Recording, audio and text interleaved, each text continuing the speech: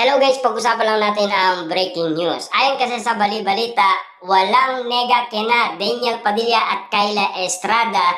Yung kila Mayor ang maraming nega kahit fans ni Catherine Bernardo ayaw doon.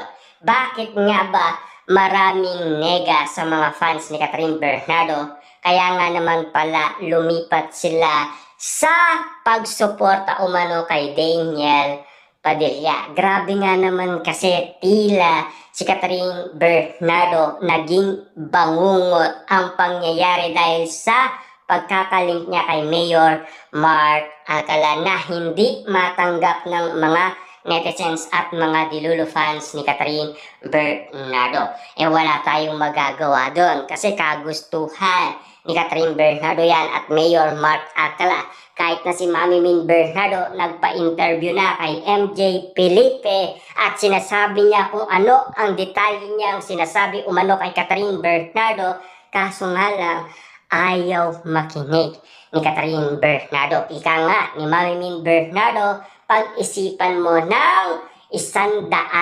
beses bago mo pasukin. Naniwala ba ang isang Catherine Bernardo? Hindi. Na alam niyo naman siguro, pinag-uusapan, nag-away pa daw sina Catherine Bernardo at ang pamilyang Bernardo dahil sa pagiging independent ni Catherine Bernardo dahil siya ay nakatira sa BGC sa kanyang condominium at lalong-lalo na todo batikos ang pangyayari dahil si Catherine Bernardo ay sikat pero nakikipag-date ng madaling araw. Grabe kasi ang mga nakakapansin at nakakita daw mga call center agent sa nasabing balita sa BGC. Grabe nga naman kasi ang mga resultang nangyayari. Na alam niyo naman siguro, hanggang ngayon kasi marami pa rin pumupuri kina Daniel Padilla at Kayla Estrada tulad na lang ng pagpunta nila sa Japan. Kita nyo naman ha,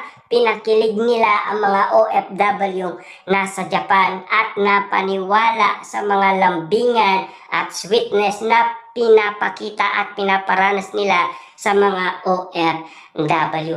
Todong-todo nga naman kasi ang mga ayudang binigay nila sa mga OFW. Grabe nga naman kasi ang mga sukli na binigay ni Daniel Padilla sa mga OFW dahil sa pag-aasikaso ng mga OFW nasa Japan. Grabe nga naman. Na alam niyo naman siguro, gustong-gusto ng mga OFW ang mga lambingan. Lalong-lalo na kasi pumapayag sila magpa-picture with smile. Lalong-lalo na kasi with feelings pa yon ha. Grabe, di ba?